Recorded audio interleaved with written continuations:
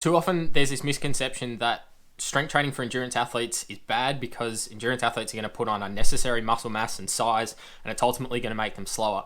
What we're going to do today is break down why that is a myth, why strength training is good, and exactly how that process is happening in terms of endurance training inhibiting your ability to put on size. Hey guys, welcome back to the channel. Nick here, talking science of endurance and everything sports science in general. If you haven't already, please hit the subscribe button down below to keep up to date with any future videos talking about everything to do with the science of endurance-based performance, specifically the swim, bike, and run, but heading into all areas of endurance performance and sports science in general.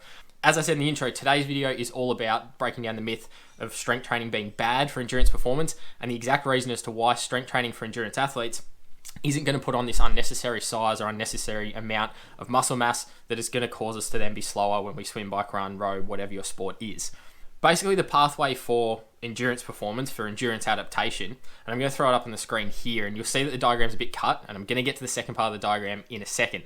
But basically what we've got is when we perform endurance training, we swim, we cycle, we run, whatever it may be, long and continuous interval training, any type of endurance training that's going to improve our VO2 max, improve our economy, or improve our fractional utilization of VO2, the three components of most running-based performance, but endurance performance typically overall, we get the activation of a couple of different pathways that all lead to what we call the master switch. So this is PGC1A, and this is the component that really activates our mitochondrial development. So the mitochondrial biogenesis, or the improvement of the size, number, and surface area of mitochondria. And if you're looking at me or listening to this going, what is he on about with mitochondria in this weird term? Mitochondria are basically the powerhouses of the cells. They're the place where the oxygen comes to. It's like a factory. They're the place the oxygen comes to where the fuel is available to be broken down. Oxygen is then used to break down that fuel source to create energy that we can then use to swim, bike, run, row, whatever our sport is. So if we have more of those, we have greater surface area of them, so we can get more oxygen in. We have greater density of mitochondria, etc. What does that mean? That means we're going to be more effective aerobically, and greater endurance performance is going to result. We look at this pathway here, and as a result of endurance training, we get this thing called AMPK, or adenosine monophosphate kinase, which is one of the activating pathways. It's released as a result of performing endurance work. That then stimulates this PGC1A, which then in turn stimulates the production and improvement of our mitochondria overall, this mitochondrial biogenesis. What actually happens by doing a large enough amount of endurance training is that this AMPK is then going to transfer across, and this is where we get to the second part of the graph. I'm going to open up the whole graph on the screen now, or the whole picture. You can see in the middle there, AMPK leads off out to the resistance training side of things. So when we perform resistance training or strength training, we get an activation of a number of key processes. I'm not going to go to the ins and outs of these because it can get quite complex. But we get an activation of a number of processes similar to the endurance pathway, but they all lead to this mTOR that you can see in the middle.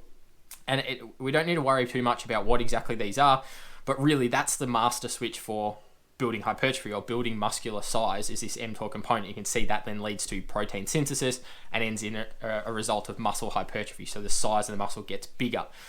You can see when AMPK from the endurance side of things comes in though, we get this blocking mechanism of that mTOR process. And you can see defined by that line, and I might actually try and put a circle up over it.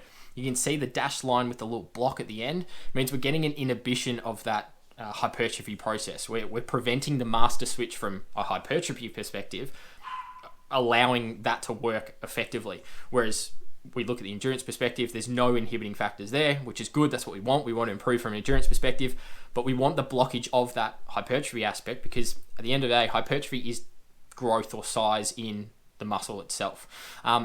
So by doing resistance training and doing enough endurance training, we're limiting how much size we can put on, because the inhibitory processes internal to us are going to prevent us from putting unnecessary size. The only reason you would be putting on size is typically when you're not doing enough endurance work. And this is where if you're doing an equal amount of resistance or strength training and endurance training, or you're doing more strength training than you are endurance training, yeah, of course, you're going to put on size. And that's typically what we see with like a bodybuilder. How much, I guess, cardio, for a better use of a better term, how much cardio do they do? Typically none, maybe once a week. They can put on a lot of size because they're mostly focused on strength, so they're not getting as much inhibition. Endurance athletes, the opposite end of the spectrum. If you're doing more time in the gym than you are out on the bike, out running, etc., you're probably doing it the wrong way around, unless there's a specific reason from a rehab perspective.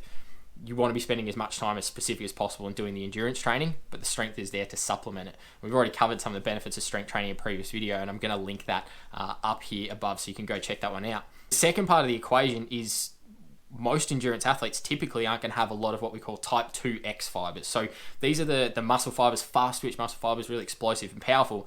They're the most susceptible to growing in size. They're really easy to stimulate the growth and size of the muscle fiber. Slow twitch fibers, which is the endurance fibers, the type 1 fibers, they're there for, like I said, endurance. Very difficult to grow in size. They need to be there to be fatigue resistant and just produce consistent contractions again and again and again and again. The fast twitch fibers, they're bigger, typically for the reason of they can produce that explosive, really high force production, explosive power. Short periods though, because they're bigger and they're doing a lot more work, they're a lot more fatiguing, so we can't use it as much.